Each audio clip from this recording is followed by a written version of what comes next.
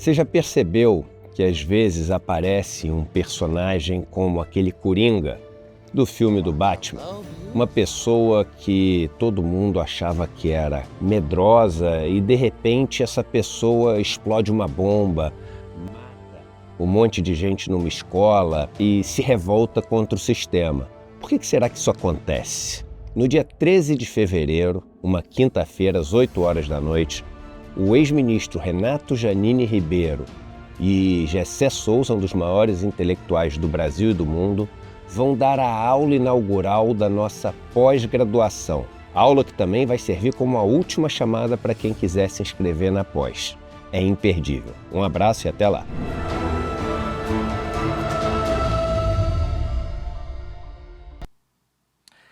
Tá chegando o dia, daqui a 2 dias a gente vai ter a nossa super aula da nossa pós-graduação. Aliás, pós-graduação, para quem não acompanhou o lançamento da nossa pós-graduação pelo MEC, hein? Pós-graduação mesmo, tá?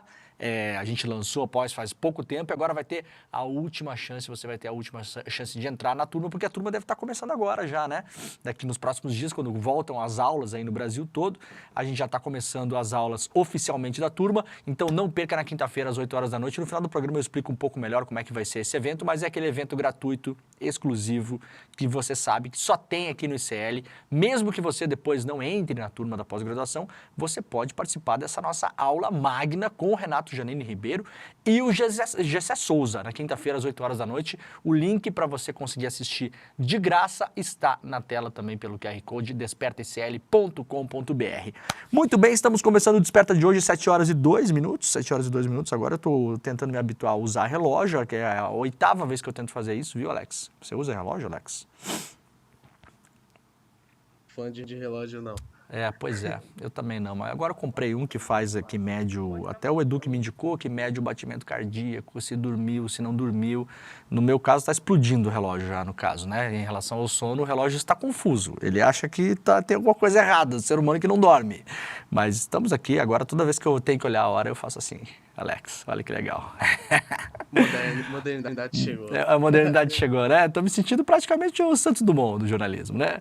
7 horas e 3 minutos.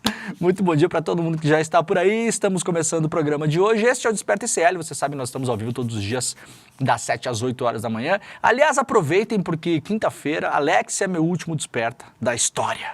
Sim.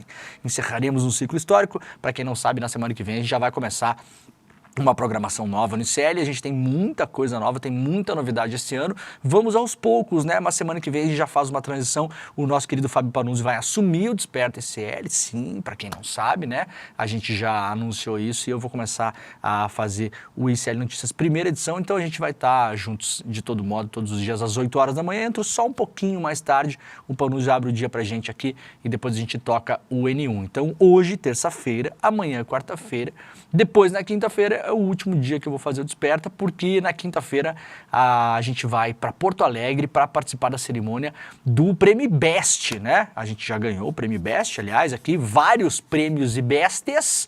Estamos concorrendo em algumas categorias, o ICL, o Calejão também está concorrendo, o Edu está concorrendo também este ano, né? O Edu sempre concorre lá, né, como economia, né, na parte de economia. No ano passado ganhou, aliás, né? Então a gente vai estar lá em Porto Alegre, foi feito esse ano lá em Porto Alegre por conta das enchentes, né? Então, uma forma de homenagear a cidade também. Então, quinta-feira é o último Desperta por aqui, beleza? Estamos ao vivo em todas as redes sociais, vai chegando, dando seu like, ativando o sininho, assinando os canais, aquela coisa toda. Por gentileza, compartilhe este programa também com as pessoas aí, mande na sua rede social, nos seus grupos de Telegram, no seu grupo de Zap, no seu grupo de e-mail. Você pode também nos assistir pela televisão, estamos ao vivo na TV aberta, para você não precisar gastar a sua internet. Na Bahia, na TV Quirimuré, em São Paulo, na TVT, e lá em Porto Alegre, na Pop TV. E também estamos ao vivo em 3 emissoras de rádio em São Paulo, na Rádio Heliópolis, na Rádio Brasil Atual e também na Rádio Cantareira. Então, se você está em São Paulo, no trânsito, aliás, o trânsito de São Paulo está tranquilo essa semana, não vou nem falar para não zicar, né? Porque ontem realmente estava muito tranquilo o trânsito. Então, se você está por aí, né, ouvindo aquela Antena 1, né, aquele sonzinho assim, calminho no seu ar-condicionado, você pode eventualmente pela manhã colocar no Desperta, procurar a sua emissora favorita aí para acompanhar as principais notícias do Brasil e do mundo. Muito obrigado para todo mundo que nos acompanha fora do Brasil também. Frequentemente encontro brasileiros que estão por aí, né? Nos aeroportos e nos hotéis da vida, que são os lugares que eu mais frequento, né? Quando eu era mais novo, eu frequentava bar, viu, Alex? Depois começa a frequentar aeroporto, né? Digamos que a minha vida já foi mais emocionante, né? Sim, e agora vai ficar mais frenética, eu falei. Vai ficar mais frenética, é. E aí no futuro frequentaremos outros lugares também, asilos, talvez, né? Casas geriátricas, né? Retiro dos artistas, sei lá onde é que a gente vai parar, né, Alex? No Big Brother? Big Brother também, podemos. Você frequenta bares, Alex? Não, eu me sinto um novo no espírito de velho. Hoje em dia eu gosto de ficar assistindo vídeos e dormindo. Velho, praticamente, né? Velho. Sim, total. É, tá bom, muito bem. Galera, é o seguinte, vamos lá pro programa de hoje? Temos muita coisa hoje, né? Saiu mais uma notícia ontem de que finalmente vai vir o tal do indiciamento do Bolsonaro e tal. Eu vou só registrar aqui, mas eu confesso que eu tô meio de saco cheio. Toda semana, né? Não, semana que vem, né? Ontem eu liguei para um cara aí, uma pessoa com quem eu falo com alguma frequência, né? O jornalista chama de fonte, né? Eu prefiro chamar de pessoa, né? São pessoas, né? Liguei para uma pessoa e a pessoa falou, tem alguma novidade sobre o indiciamento? Eu falei, não tem, não sei, né? Tá meio esquisito, né? E aí ontem saiu, parece, na Globo News, que semana que vem, antes do Carnaval, vai ter a primeira leva dos indiciamentos da PGR em relação ao processo do golpe, tá? Então fica registrado aqui. A gente não tem informação de como vai ser isso. Pelo que rola nos bastidores, a Procuradoria-Geral da República não vai indiciar todo mundo ao mesmo tempo. Teremos indiciamento, assim dito, em blocos, né? Então a gente tem aí várias pessoas, são dezenas de pessoas que foram indiciadas pela Polícia Federal. A PGR vai analisar uma por uma. No mundo ideal do direito de defesa, inclusive, já falei sobre isso algumas vezes, seria melhor se as condutas fossem individualizadas, mas o que significa isso? Significa o seguinte, ó, isso é importante saber. No caso do 8 de janeiro, muitas daquelas pessoas que foram presas, elas foram indiciadas pela individualização das suas condutas, ou seja, o cara que quebrou o relógio lá, lembra?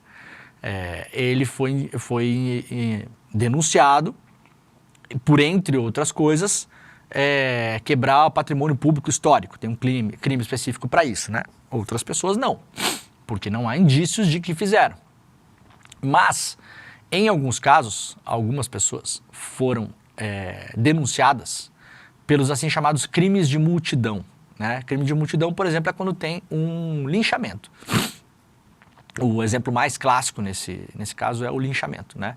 Então, você tem um linchamento, por exemplo, de uma pessoa na rua, e você não individualiza as condutas. Por quê? Você não vai saber quem foi que, eventualmente, vamos imaginar que essa pessoa foi a óbito, né?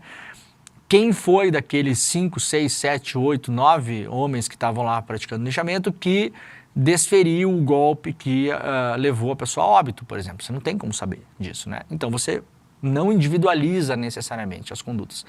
No caso do inquérito do golpe, esse de agora, não o 8 de janeiro. No 8 de janeiro foi feito assim porque você tinha lá, por exemplo, 40 pessoas entrando ao mesmo tempo em determinado lugar e fazendo um quebra-quebra e pedindo golpe. Então você, né, juntou tudo ali. No caso no inquérito do golpe, esse de agora, que inclui o Braga Neto, o Bolsonaro, etc., há uma expectativa de que sejam individualizadas as condutas. Então, algumas pessoas serão denunciadas por alguns crimes, outras por outros crimes. Então, isso demora, né? Isso demora. Então, há uma ideia de que vai ser feito em bloco. Primeiro algumas pessoas, depois outras. Segundo a Andréa Sadi ontem, isso vai acontecer na semana que vem.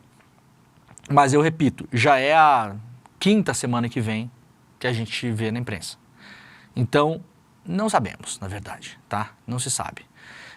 Se acontecer, pode ser que inclusive nessa primeira leva não esteja Bolsonaro. Então fiquemos atentos para ver como a coisa anda, né?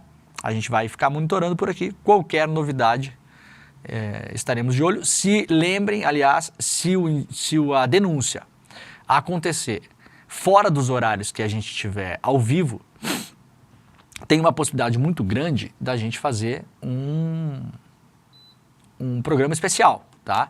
Então, vocês sabem, o CL está ao vivo das 7 horas da manhã até o 12h30, né? Para mais do meio-dia, muitas vezes.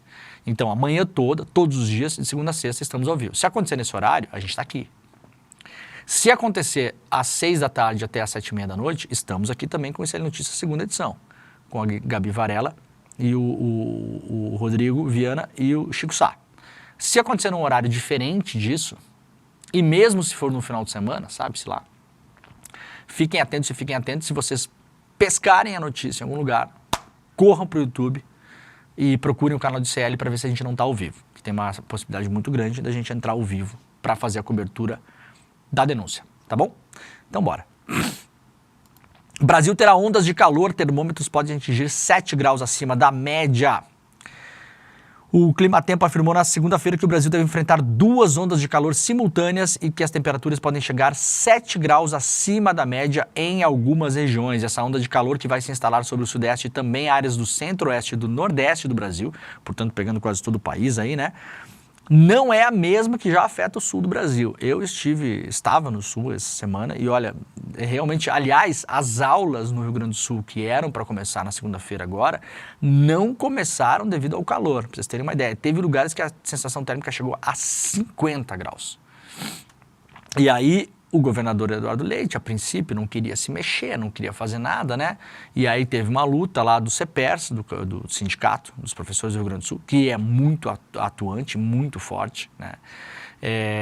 E aí conseguiram empurrar as aulas, porque não tinha condição de ficar em sala de aula. Vamos lembrar que vários colégios não têm estrutura, né, para segurar um calor desses. Agora vai ter uma onda distinta. Essas ondas são causadas por grandes sistemas de alta pressão atmosférica e provocam muitas vezes bloqueios na atmosfera, dificultando a chegada das frentes frias. O Rio Grande do Sul tem sofrido bastante com as altas temperaturas registradas na terça-feira, dia 4. O município de Quaraí apontou 44 graus, o maior índice já registrado na história do estado. Lembrando que nesse mesmo período no ano passado, muito próximo disso, a gente estava enfrentando enchentes no Rio Grande do Sul. E agora está com um calor tenebroso, né? O Tribunal de Justiça do Rio Grande do Sul determinou o adiamento do ano letivo na rede estadual de ensino, que começaria, portanto, como eu acabei de falar, na segunda-feira. A expectativa é que o calor extremo na região se prolongue até o dia 18.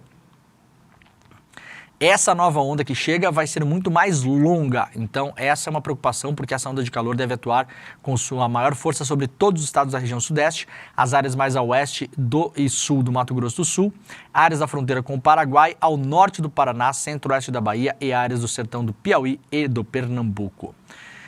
Portanto, protejam-se, né? A gente não dá muita bola para o calor, muitas vezes, mas principalmente pessoas mais idosas e crianças, cuidado, né? Aliás, eu estava lendo uma estatística ontem, o calor extremo mata mais pessoas nos Estados Unidos, onde há estatística, do que os furacões, né? A gente cobre aqui os furacões porque são eventos espetaculares e aquela coisa toda, né? São eventos que trazem imagem, então a gente consegue fazer isso, tem a expectativa da chegada, as casas destruídas e tal, mas na prática o calor leva mais pessoas a óbito nos Estados Unidos do que os furacões. Então não é brincadeira, cuidado, porque realmente, se for o que aconteceu no Rio Grande do Sul, preparem-se. Com onda de calor, sul e sudeste podem ter sensação térmica de até 50 graus. Ano de 2024 teve chuvas desproporcionais acima da média.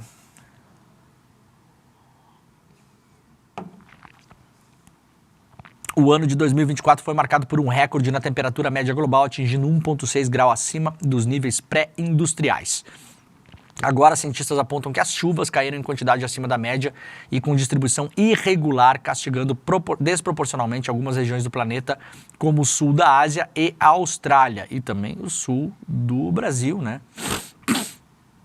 Segundo o relatório elaborado com dados preliminares da precipitação da Terra no ano passado, o planeta teve quase 3 milímetros de chuva por dia em média, um aumento de 0,09 em relação aos intervalos medidos entre 83 e 2023. Portanto, um ano bastante chuvoso no ano passado. Não foi só no Brasil, né, que a gente teve enchentes, mas as enchentes no Brasil foram um destaque global. Aliás, naqueles períodos ali em maio, o Brasil chegou a ter as áreas mais chuvosas do mundo. Oscar de 2025 começa a votação de vencedores com Anora e Ainda Estou Aqui como favoritos. A votação final do Oscar de 2025 começa nessa terça-feira. Ou seja, até o dia 18, os quase 10 mil membros da Academia de Artes e Ciências Cinematográficas escolhem os vencedores da maior premiação do cinema mundial. É difícil lembrar uma corrida que tenha enfrentado tantas mudanças em tão pouco tempo nos últimos anos, reporta hoje aqui o G1. Essa última etapa antes da premiação em si começa com um novo favoritíssimo, a categoria principal e as chances reais de Ainda Estou Aqui como melhor filme internacional. Uma possibilidade que parecia mais improvável há algumas semanas. O Oscar vai acontecer no dia 2 de março e a gente vai fazer cobertura aqui, né, Alex? Teremos cobertura? Sim. Muito bem. Sim. Com comentários excelentíssimos, só que ainda não foi divulgado os comentaristas, então fique de olho na grade do ICL, que vai ter novidades logo em breve. Muito bem, então teremos o programa aqui no dia 2 de março, que vai ser no meio do carnaval. Você que tem alma de idoso vai ficar em casa, não vai pro carnaval. E aí, igual eu. Igual o Alex, igual a mim também. E aí vai acompanhar, a gente vai fazer a cobertura do Oscar aqui, tá bom? Quem sabe a gente consegue fazer um anúncio do Oscar, do Ainda Estou Aqui, no ICL, vai ser uma lindeza, né? A gente ainda não está divulgando os nossos comentaristas, mas serão comentaristas, segundo o Alex, excelentes. Essa é a palavra. Renomados, excelentes e espetaculares também, podemos falar isso, né? Isso. Muito bem. Então tá, então acompanhem com a gente aqui no dia 2 de março. A votação, portanto, começa hoje. Vamos lá para o iclnoticias.com.br. Ex-policial bolsonarista que matou o petista em Foz do Iguaçu vai ao julgamento nesta terça-feira. O ex-policial penal bolsonarista Jorge Guaranho, de 40 anos, acusado de matar o guarda municipal e militante petista Marcelo Arruda, começa a ser julgado hoje em um júri que definirá o desfecho do episódio mais emblemático de violência política da eleição de 2022. Partes envolvidas no processo estimam que o julgamento, que acontece em Curitiba, deve se estender por 2 ou até 3 dias. O crime, vocês lembram, aconteceu em julho de 2022, em Foz do Iguaçu, quando o Marcelo Arruda, estava comemorando seu aniversário, né? O rapaz o Guaranho, passou lá, não gostou do que viu, era um aniversário que tinha algumas alusões ao presidente Lula, tinha uma toalha do Lula pendurada, aconteceu ali uma discussão e o cara voltou e resolveu, por que não, disparar com a sua arma e acabou assassinando, né, o Marcelo Arruda. Guaranho invadiu a festa e atirou contra o petista, né? Reporta aqui o iclnoticias.com.br. Na denúncia oferecida pelo Ministério Público em 2022, os promotores narram que Guaranho entrou no local gritando "petista vai morrer tudo", antes de detonar os disparos contra a vítima. O Ministério Público também registra na denúncia os momentos que antecederam a confusão na festa. Inconformado com a explícita apologia ao principal adversário, que era o Lula, do pré-candidato de sua preferência, Bolsonaro, Jorge Guaranho, da janela do seu veículo, deu causa ao que seria o início do enredo macabro, provocando indistintamente todos os convidados da festa que não conhecia, gritando coisas como "Lula ladrão", "PT lixo", "Bolsonaro mito", "aqui é Bolsonaro", né? E aí decidiu que, por bem, seria uma atitude adequada, muito democrática, pela família, por Deus, pela liberdade, né? Matar uma pessoa porque estava comemorando seu aniversário com uma toalha do Lula pendurada no salão de festas. Vamos acompanhar o que vai acontecer. A gente teve alguns reveses nessa história aí. O rapaz, aliás, Se eu não me engano, ele estava preso e acabou sendo solto, né? Para responder em liberdade. E o julgamento é júri popular, tá, gente? Começa hoje lá em Foz do Iguaçu. Polícia Federal indicia 3 desembargadores e 2 juízes do Maranhão sob suspeita de venda de sentenças. A Polícia Federal indiciou na semana passada 3 desembargadores e 2 juízes do Tribunal de Justiça do Maranhão sob suspeita de corrupção passiva, lavagem de dinheiro e organização criminosa. A ação é fruto da Operação 18 Minutos, que apurou a atuação do grupo na manipulação de processos do tribunal com o intuito de obter vantagem financeira. Eles teriam fraudado decisões judiciais para desvio de recursos do Banco do Nordeste. O relatório da investigação, de 174 páginas, foi enviado ao STJ, que é a instância do judiciário responsável por julgar desembargadores. O caso está sob relatoria do ministro João Otávio de Noronha. Foram indiciados os desembargadores Nelma Sarney, Guerreiro Júnior e Luiz Gonzaga, e 2 juízes, Alice Rocha e Cristiano Simas. O Tribunal do Maranhão foi procurado para que os magistrados pudessem falar alguma coisa, mas decidiram não falar absolutamente nada, né? Nós temos aí uma série de tribunais sob suspeitas no Brasil todo. O ICL Notícias fez uma lista aqui, se você quiser ver essa lista, você pode ir lá para o nosso site. Tribunal do Mato Grosso do Sul, 5 desembargadores afastados. Na casa de um deles foram encontrados 3 milhões de reais em espécime, né? Em espécime. No Mato Grosso também, 2 desembargadores afastados pelo CNJ após análise do conteúdo do celular de um advogado assassinado em Cuiabá, que provocou também suspeitas de venda de decisões nos tribunais de justiça. Em São Paulo, um desembargador afastado em junho na Operação Churrascada, Alex. Para essa ninguém convida a gente, né? Sim. Nesse momento não chega nenhuma mensagem no WhatsApp. Não chega. A gente está lá vendo TV, né? E investigou também em São Paulo venda de decisões pelo desembargador Ivo de Almeida. No Tocantins, a Polícia Federal prendeu o filho do ex-presidente do Tribunal de Justiça do Estado, sob suspeita de participar de um esquema de venda de decisões no Estado. No Maranhão, 4 desembargadores, como eu falei agora aqui, e na Bahia, o CNJ investiga suspeita de novas irregularidades no Tribunal de Justiça da Bahia. Em julgamento do STJ, 2 desembargadoras já são rés como desdobramento da Operação Faroeste, que mirou o filho de uma desembargadora, essa que está afastada. Bahia, Maranhão, Tocantins, São Paulo, Mato Grosso do Sul. 6 estados com a alta magistratura sob na mira aí por principalmente venda de sentença. Isso é o que a gente sabe. Imagina o que não tem por aí. E claro, já num país de descrença da justiça, digamos que essas 3 figuras aqui, para quem está nos vendo pelo vídeo, está aqui a foto das figuras, né? Esses são os desembargadores do Maranhão. Não ajuda muito as pessoas a terem algum tipo de confiança na Justiça do Brasil, né? Tá aí a foto. Muito bem, senhores. Parabéns, viu? Vale alimentação de R$10 mil atende necessidade nutricional, diz TJ do Mato Grosso ao STF.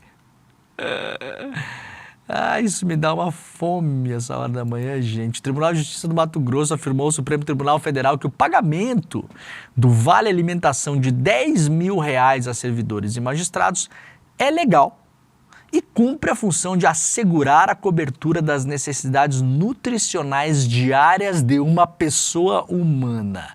Pago em dezembro, o benefício ficou conhecido como Vale Peru e foi suspenso após a repercussão negativa. A manifestação do TJ do Mato Grosso foi feita após o ministro Cristiano Zanin dar 5 dias para que o presidente do tribunal, o desembargador José Zuquim Nogueira, explicasse o valor. O padrão mensal do Vale Alimentação é de R$2 mil, o que já é gostoso, né? Dá para assim suprir bem assim o valor nutricional, né, dos alimentos. Como é que é? Que é a frase do desembargador? Dr. José Zuquim Nogueira. Qual é que é a frase que o senhor usou aqui na resposta ao Supremo? Temos que pagar os R$10 mil de Vale Alimentação em dezembro. Por quê? Por quê, doutor José? para assegurar a cobertura das necessidades nutricionais diárias da pessoa humana, né?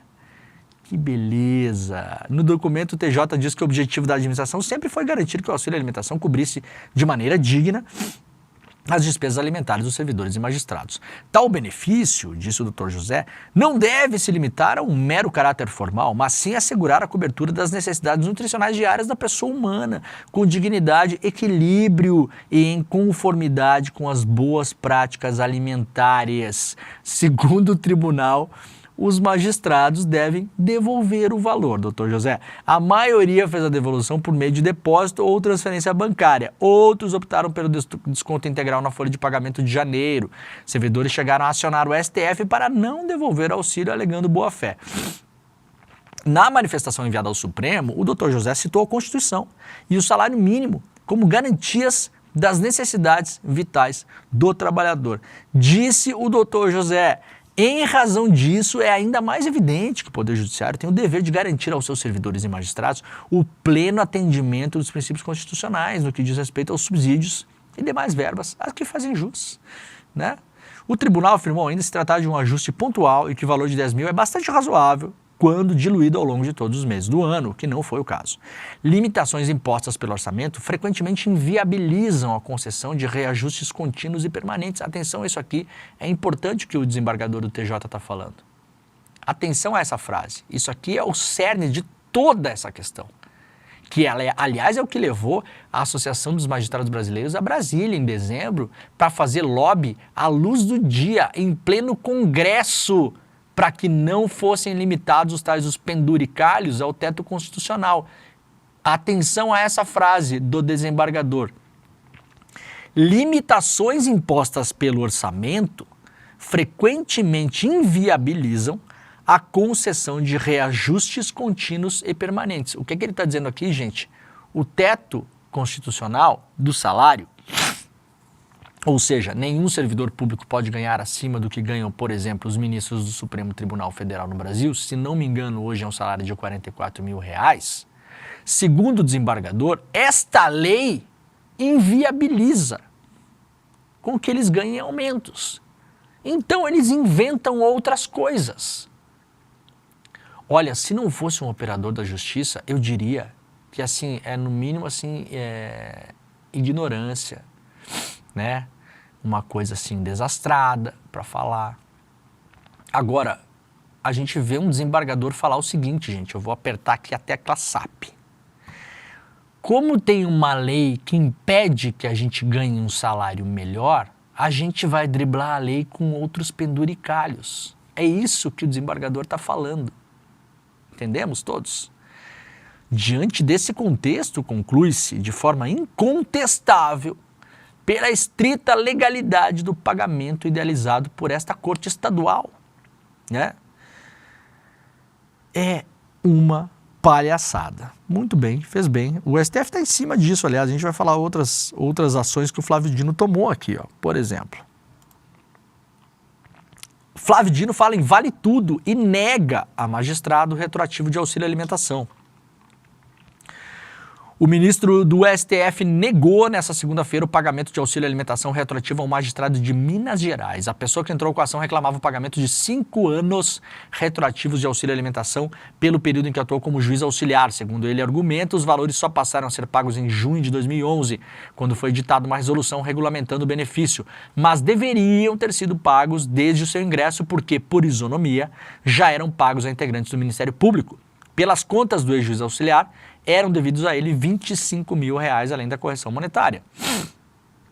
Dino rebateu que o princípio da isonomia não pode ultrapassar a súmula vinculante número 37, que diz expressamente não caber ao Poder Judiciário aumentar vencimentos de quaisquer servidores apenas por esse princípio, impedindo que haja organização, congruência e previsibilidade no sistema de remuneração. Hoje é rigorosamente impossível alguém identificar qual é o teto efetivamente, o teto do salário, disse o Dino. Frase do Flávio Dino: hoje é impossível identificar o teto do salário, principalmente do judiciário.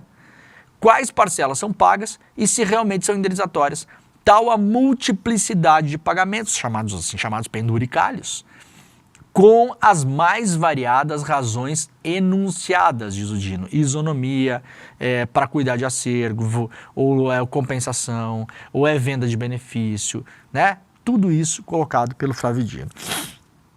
O ministro ressaltou ainda que a carreira judiciária de estrutura nacional, regida por lei própria de iniciativa do STF, justamente para evitar exageros. Flávio Dino falou que é uma orientação fundamental para evitar abusos, como rotineiramente tem sido noticiado acerca do pagamento dos denominados super salários. Até mesmo auxílio alimentação natalino, que é o que a gente acabou de falar aqui, já chegou a ser anunciado exatamente em face desse contexto do pretendido inaceitável, como chamou o Flávio Dino, vale tudo. Vamos lembrar que no ano passado o governo Lula enviou uma medida para o Congresso para disciplinar o pagamento dos chamados super salários, tá?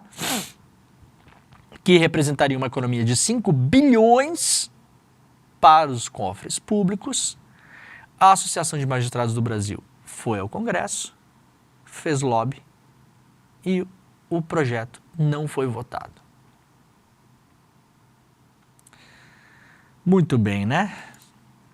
20 anos após a morte de Dorothy Stang, os PDS da Amazônia perderam mais de 20% da floresta. Uma matéria da agência pública aqui sobre os projetos de desenvolvimento sustentáveis, né, que foram criados na Amazônia. A Dorothy Stang foi uma das pioneiras nisso, né? O PDS dela era o PDS Esperança, onde ela foi assassinada a mando de grileiros em 2005. E aí a agência pública fez uma matéria bem legal hoje aqui sobre como está o legado da Dorothy Stang, né? Como as coisas andaram lá.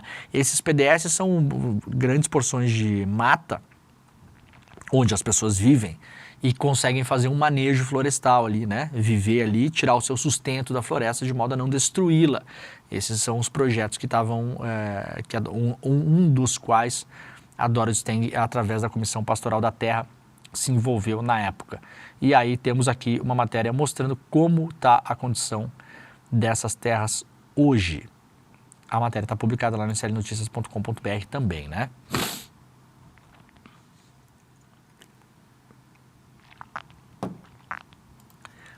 Funcionária demitida após se negar a participar de culto evangélico. Um funcionário da empresa Love Seguros, eu tenho uma história para contar com essa empresa que eu não vou gastar o tempo de vocês hoje, mas uma hora eu vou contar, tá? Isso aqui é a seguradora do Pablo Marçal, gente, para quem não sabe, tá?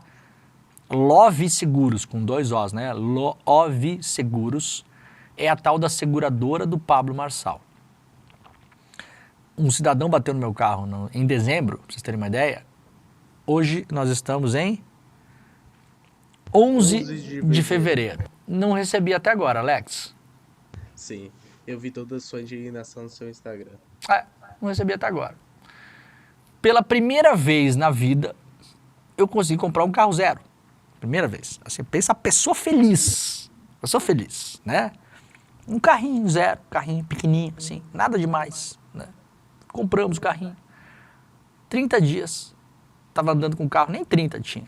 Um cidadão cruzou para preferencial, bateu no carro. Seguradora do cidadão, Love Seguros, da notícia que a gente vai ler agora. Eu tô até agora esperando. Faz 2 meses já. Eu devo ter falado já. Olha, eu não tô brincando.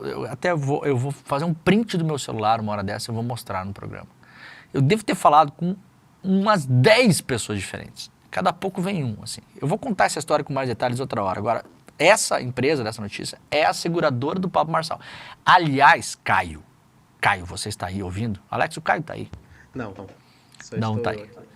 Caio, torcedor do Santos. A Love Seguros que está patrocinando agora o Neymar aí no Santos, hein?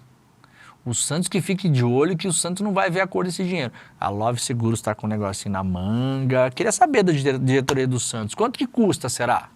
Será que é público esses valores? Quanto que custa para colocar o meu nome lá na manga da camisa do Santos? Se eu quiser colocar assim, Demore. Será que quanto que custa? Atrás no número, né? Porque agora está atrás do número. Tem o Neymar, tem o 10. Dentro do número está escrito Love Seguros. Quanto que custa a diretoria do Santos para colocar o nome ali? Esses valores não foram publicados até agora, né? Essa Love Seguros pagou ou falou que vai pagar? Atenção, torcida do Santos, hein? Atenção. ao calote dessa empresa. Tava lá o Pablo Marçal na Vila Belmiro, assinando o bonezinho lá com o Neymar, né? Um funcionário da empresa Love Seguros acionou a justiça após ser demitido por se recusar a participar de um culto religioso.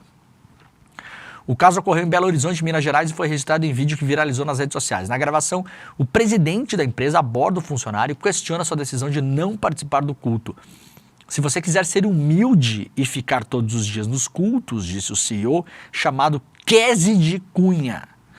Eu só não estou me sentindo bem em participar hoje, disse o funcionário.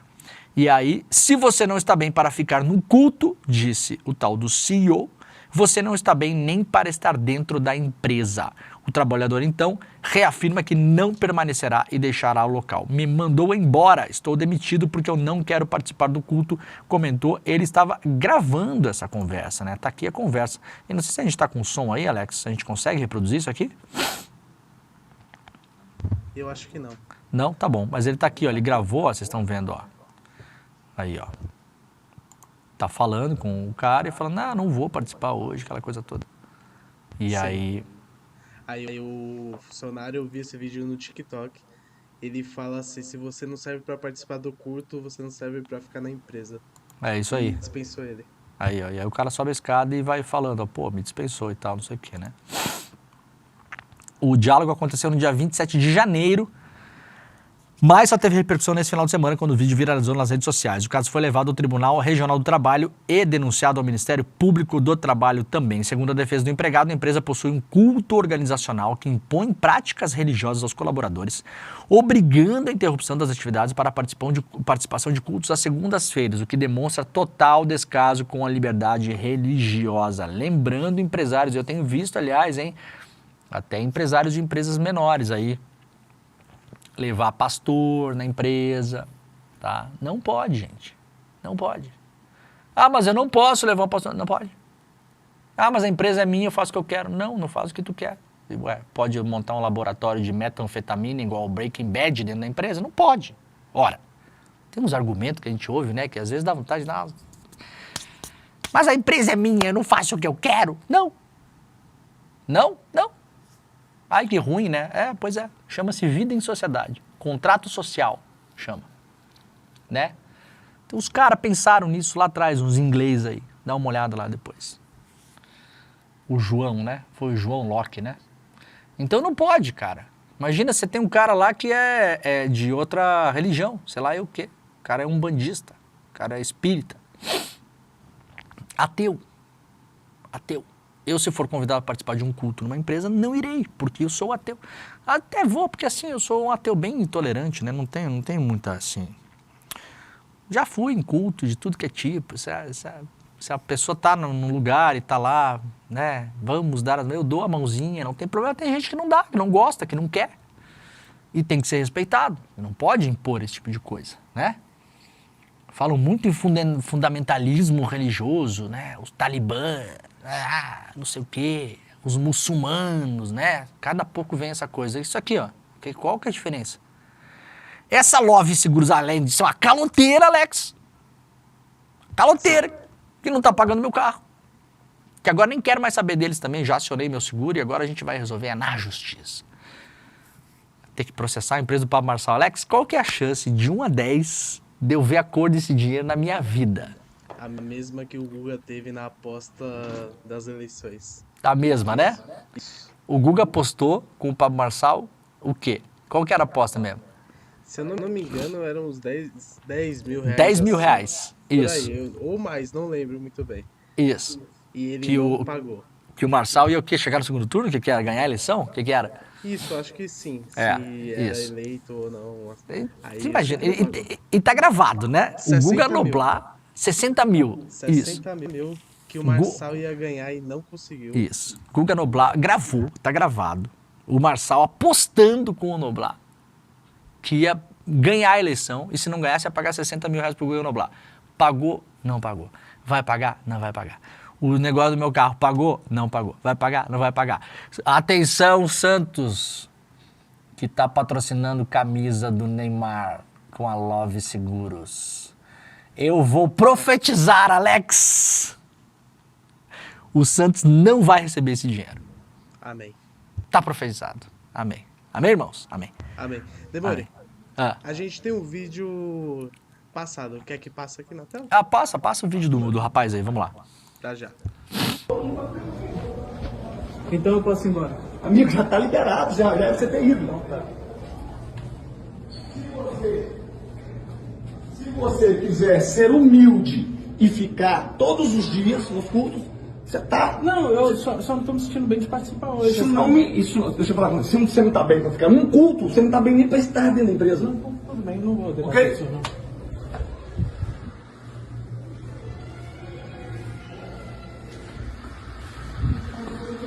Aí ele mandou eu ir embora, eu demitido, porque eu não quero participar do culto.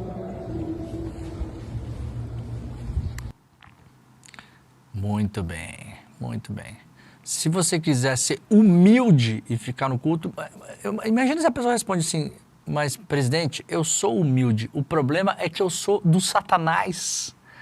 Eu não quero ficar do culto, porque eu sou do capeta, eu sou do Satanás, entendeu, cara? Eu não quero, eu não gosto de vocês, eu não vou rezar, não quero, não gosto. É inacreditável. Imagina se fosse qualquer outra religião, né? Porque essa é a mais aceita, né? O cristianismo e as suas vertentes é a mais aceita. Mas se fosse outra religião, cara, imagina. Imagina você chegar na empresa Love Seguros, Alex, na sexta-feira, tá todo mundo de branco e tem um pai de santo sentado numa mesa. E eu acho que não ia ter a mesma relevância, não. Não ia Porque ter, né? Não. Pois Imagine como seria. ia ser diferente, né? Não vou nem falar aqui, vocês já entenderam, né? Ai, ai. Muito bem. Eu acho que o funcionário poderia ter participado do culto evangélico e sugerido ao RH da empresa que chamasse a igreja satanista do Rio Grande do Sul, né, devidamente constituída, para fazer um culto lá também, no sábado, fazer um Black Sabbath. Hã? Pegou a referência, Alex? Não. Não pegou. Ai, que desgraça, cara. Infelizmente, foi mal. Tá bom. Cidade de Hugo Mota concentra patrocínio de estatal sob influência do seu partido. A Infraero, estatal subordinada a um ministério controlado pelo Republicanos, gastou R$420 mil em patrocínios na cidade de Patos, na Paraíba, reduto eleitoral do novo presidente da Câmara, Hugo Mota, um dos principais quadros do partido. Os contratos para as festividades de São João e para projetos de incentivo de badminton e futsal na cidade de pouco mais de 100 mil habitantes representam mais de 1/4 de todos os patrocínios da estatal firmados no país durante a gestão Lula, apesar de a Infraero não administrar nenhum aeroporto na Paraíba. A Infraero teve um déficit de 540 milhões em 2024, é vinculado ao Ministério de Portos e Aeroportos, comandado desde setembro de 2023 pelo deputado federal Silvio Costa Filho, do mesmo partido do Hugo Mota. Todos os contratos de patrocínio para Patos foram firmados após a entrada de Costa Filho, nenhum deles passou por seleção pública. Vamos separar só as coisas, que isso aqui é importante, tá? Primeira coisa, é um escândalo que R$500 milhão vá para patrocínios de eventos esportivos e culturais na cidade do agora presidente da Câmara, Hugo Mota, em uma cidade e em um estado em que a empresa sequer tem aeroportos. Seria menos pior, por exemplo, se a Infraero administrasse um aeroporto em Patos. Tudo bem. Entende-se, é uma empresa, está no mercado, precisa participar de concorrência, faria algum sentido. Nesse caso não faz nenhum sentido. Na outra ponta, vamos deixar uma coisa bem clara aqui, isso é uma coisa que pouca gente sabe e eu entrei em contato muito com o que acontece na Infraero hoje por conta daquele problema que teve no aeroporto de Porto Alegre por conta das enchentes, lembra dessa história?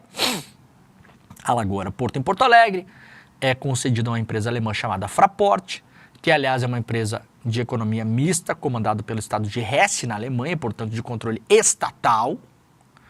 A Fraport queria que o estado pagasse integralmente os prejuízos que ela teve lá.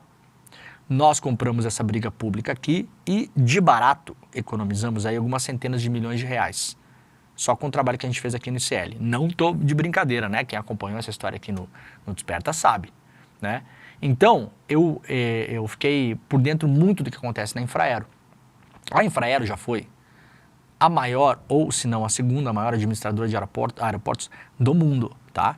A Infraero construiu, salvo raríssimas exceções, todos os aeroportos do Brasil. Todos. Congonhas, Salgado Filho, Guarulhos, Galeão, todos, tá? Construiu. Construiu e operou. Começaram a desmontar a empresa. Aliás, se eu não me engano, no governo Dilma. Cedendo a administração de aeroportos para iniciativa privada no Brasil. Hoje, vários deles são administrados por empresas privadas ou públicas de outros países, né? Temos chineses, alemães, espanhóis, se não me engano, né? Tá todo mundo aí administrando. Só que a Infraero tem caixa. Tem caixa. O que é que eu sei que está rolando na Infraero? Estão tentando drenar a Infraero para se livrar dela. Tá? Por que, Leandro, fariam isso? Ora, porque a Infraero tem condições de competir no mercado para assumir aeroportos, por exemplo. O Salgado Filho, em Porto Alegre, se a Fraport, aquela empresa alemã, fizesse aquela vagabundagem, que ameaçaram fazer, aliás, de fazer as malinhas irem embora e abandonar o aeroporto, vocês sabem o que ia acontecer? A Infraero ia assumir. Ninguém ia ficar sem voar no Brasil, porque o Brasil tem uma empresa pública, que é uma das melhores do mundo. A Infraero tem universidade para treinar controladores de voo. Né? A Infraero tem capacidade para administrar um aeroporto de ponta a ponta, de construir a administrar, tudo. Tá? Porto Alegre não ia ficar sem voar, porque a Infraero podia assumir o aeroporto em Porto Alegre, por exemplo, do dia para a noite. Podia assumir tranquilamente. Né? Como, aliás, a Infraero vai assumir alguns aeroportos no Rio Grande do Sul, agora principalmente o aeroporto de Canela, que atende a região de Gramado ali. Que a Fraport não queria que acontecesse isso, porque hoje todos os voos que vão para a Serra Gaúcha, que é um dos maiores destinos de turismo do Brasil, voam para Porto Alegre. E de lá as pessoas que se virem. Pega táxi, contrata Uber, pega ônibus para subir a serra para ir até Gramado, que é uma viagem de 2 horas. Que tem um custo a mais. E a cidade de Gramado, do lado ali, em Canela, tem um aeroporto subutilizado. Agora, com as enchentes, finalmente a Infraero vai poder assumir aquele aeroporto e operar voos para as pessoas poderem sair, por exemplo, de São Paulo, um voo charter da, sei lá o que, dessas empresas de turismo, e descer direto em Canela. Vejam a comodidade do ser humano, né? A empresa alemã, que administra o aeroporto de Porto Alegre, não queria isso. Por quê? Porque vai diminuir o número de passageiros em Porto Alegre. Então, negócios primeiro, tá, gente? As pessoas depois. As pessoas que se virem, que se danem, problema delas. Esse era o jogo que estava sendo jogado ali. Por que é que este ministério quer enfraquecer a Infraero? Aliás, a pergunta é outra. Quem se beneficia do enfraquecimento da Infraero? Quem se beneficia do enfraquecimento da Infraero? Matéria publicada no iclnoticias.com.br também, né? Donald Trump assina decreto que impõe tarifas de 25% para importações de aço e alumínio. O decreto foi assinado, então, finalmente pelo Trump, 25% para todas as importações de aço e alumínio no mundo todo. Foi assinado ontem este decreto. A medida pode atingir em cheio o setor de siderurgia de países como México, Canadá e Brasil e faz parte de uma promessa do Trump de campanha, né? Tem muita dúvida em relação ao que vai acontecer no Brasil, tá? Não é... Hoje tinha uma manchete da Folha aqui, manchetes do fim do mundo, né? Dólar vai cair, Brasil vai derreter, vai abrir uma fenda no chão, o país vai cair dentro, o buraco vai fechar. Essa matéria da Folha era essa hoje. Aí, engraçado que logo abaixo tinha avaliação de especialistas do setor de aço, mostrando que pode ser benéfico para o Brasil. A manchete era contradita pelas pessoas do negócio do aço, né? O Brasil exporta muito aço e alumínio. E metade da nossa exportação, como a gente trouxe ontem aqui, vai para os Estados Unidos. Mas as empresas são diferentes, né? Aqui no Brasil opera a ArcelorMittal, se não me engano é indiana, né? Uzi Minas, CSN, Gerdau. São essas as 4 mais importantes. Deve ter alguma outra que eu esqueci. Dessas, a Gerdau, já há muitos anos, tem indústria nos Estados Unidos. Então, talvez não seja muito afetada. As outras, a ver como fica. A grande questão é o seguinte, como as tarifas são para o mundo todo, né, não é dito que a indústria dos Estados Unidos vai deixar de comprar do Brasil para comprar de outro lugar, porque não muda nada. Vai todo mundo ser tarifado. Ontem eu passei o dia tentando entender essa história e falando com pessoas e tal. Eu não consegui encontrar nenhuma pessoa que consiga me explicar se isso faz sentido para os Estados Unidos. Né? Porque vai aumentar o custo de muita coisa nos Estados Unidos. Aço e alumínio, gente, tá no chaveiro do seu carro, né? No seu carro, eletrodoméstico. Assim, começa a olhar para o lado, né? Tá eventualmente na sua televisão, tem computadores que são de alumínio, por exemplo, né? Na sua mesinha de escritório, na sua cadeira, assim, é usado em muita coisa. Então, a ver se esse negócio vai parar em pé por muito tempo. Vamos lembrar que na primeira administração do Trump, ele também impôs essas tarifas e voltou atrás, rapidamente. Dessa vez, deve ter alguma coisa que a gente não está vendo. Só pode ser, né? Porque eu não consegui encontrar ninguém ontem que me explicasse, né, de fato. Big Techs norte-americanas estão na mira de Lula se Trump taxar mesmo o aço.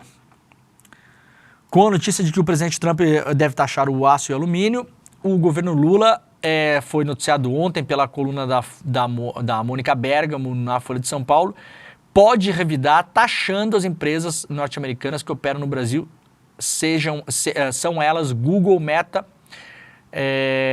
e outras, né? E aí pode chegar em serviços como Netflix, né?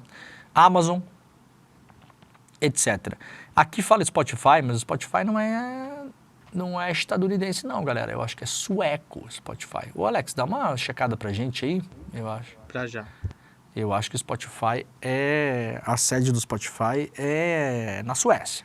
Eu acho que não é nos Estados Unidos, não. Ontem, essa notícia circulou rapidamente, publicada pela Mônica Bergamo, que é uma das principais jornalistas do Brasil, né, claro, todo mundo conhece. Mas, ato contínuo, o ministro Haddad publicou nas redes sociais e deu uma declaração filmada dizendo que isso não procede, tá? Então temos essa notícia, o governo rapidamente reagiu com medo de que isso aqui virasse uma bomba relógio no estilo taxa da Netflix, né? Já teve a taxa das brusinhas, já teve a taxa do Pix, então assim que saiu essa notícia, o Haddad prontamente reagiu e falou, não tem nada disso, essa conversa não existe. O Haddad falou, a gente vai esperar para ver. Né? Vamos jogar parado, vamos esperar, aí o cara vai assinar um decreto, aí quando começar a gente vê o que faz. Nem tá dito que fazer taxa em cima de Big Tech seja a coisa mais lógica do mundo, né? Na verdade, do meu ponto de vista, não tem lógica nenhuma você taxar empresas de um outro setor. Não que eu não acho que você tem que cobrar imposto de Amazon, pelo amor de Deus, né? Mas não parece fazer sentido e pode desencadear uma crise da taxa da Netflix. Quando vê, tem vídeo do Nicolas por aí. Entendeu? Então o Haddad prontamente foi a público e falou, não procede, tá? Só pra gente deixar registrado isso aqui. Tem vídeo do ministro falando sobre isso também. Spotify não é americano não, né? Estocolmo, Suécia. Estocolmo, Suécia. Capital da Suécia. Isso aí, eu já estive em Estocolmo, lembro de ter passado na frente, aliás, da sede do Spotify, em 2019. Plano de Trump de assumir controle de gás é proibido no direito internacional. Para quem quiser entender essa obviedade, está publicada lá no serienoticias.com.br também. E vamos para a última notícia do dia aqui. OpenAI rejeita a oferta de Musk para adquirir a startup dona do ChatGPT. Ontem o Musk fez uma oferta não solicitada, como se chama, né, de quase 100 bilhões de dólares para comprar a empresa que é dona do ChatGPT. Informou o Wall Street Journal, mas o seu CEO, o CEO do ChatGPT, o Sam Altman, que é um desses tech bros aí também, né, desses caras aí, da plutocracia, tá todo mundo em volta do Trump. Os dois estão no mesmo barco, né? Só que como bons bilionários competitivos que acham que são donos do mundo, obviamente em algum momento vão brigar. O Sam Altman publicou na rede social do próprio Musk, né, no Twitter, disse ironicamente, não, obrigado, né, pela oferta de comprar o ChatGPT, mas vamos comprar o Twitter por 9 bilhões de dólares se você quiser. Fez uma ironia, né, porque isso aqui é muito abaixo do preço que o Musk pagou. Dá tempo de mais algumas aqui? Acho que mais uma, Vale Peru já falamos, né, a gente tem que falar do nosso evento, né, Alex, eu tô ligado.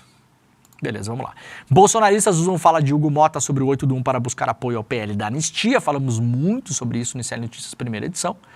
O presidente da Câmara falando abertamente que o que aconteceu no Rio de Janeiro não foi golpe. Foi, aliás, muito além do próprio Arthur Lira, que nunca tinha falado isso, né?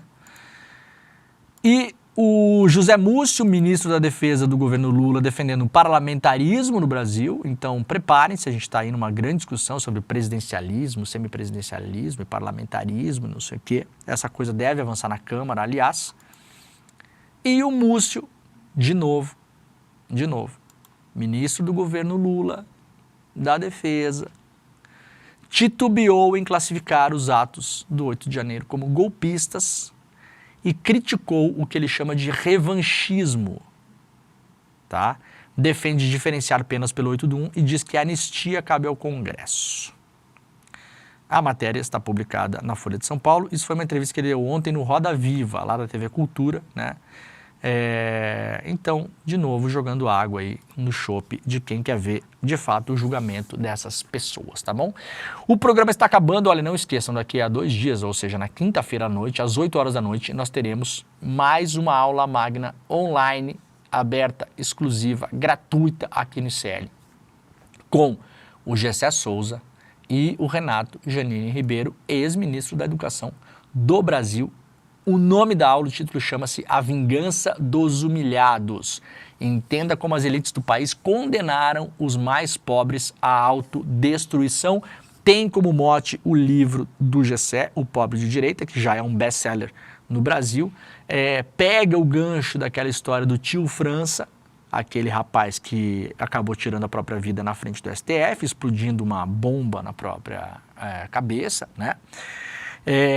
Porque o Gessé trata disso no livro. Aliás, o livro é anterior a essa história, né? A tal da síndrome do Coringa. E não por acaso o cara estava lá vestido de Coringa, para quem não lembra, né?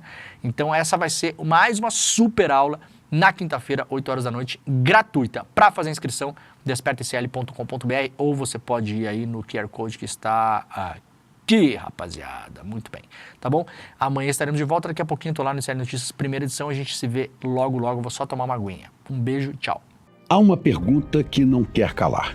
Por que será que grande parcela dos mais pobres acaba apoiando políticos que defendem interesses contrários aos seus, que defendem interesses da elite? Será que a esquerda não consegue mais entender os anseios da maior parte da sociedade? Ou será que grande parte dessas pessoas está exatamente reagindo contra humilhações diárias que sofrem e aí resolvem explodir tudo? Às vezes até literalmente. Nós vamos ter um debate muito interessante aqui. No dia 13 de fevereiro, uma quinta-feira, às 20 horas, o sociólogo Gessé Souza e o professor Renato Janine Ribeiro vão discutir exatamente isso.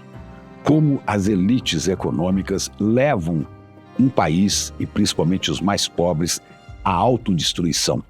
A Vingança dos Humilhados é o nome desta aula magna que você vai assistir ao vivo, online e de graça, aqui nos canais do YouTube do ICL.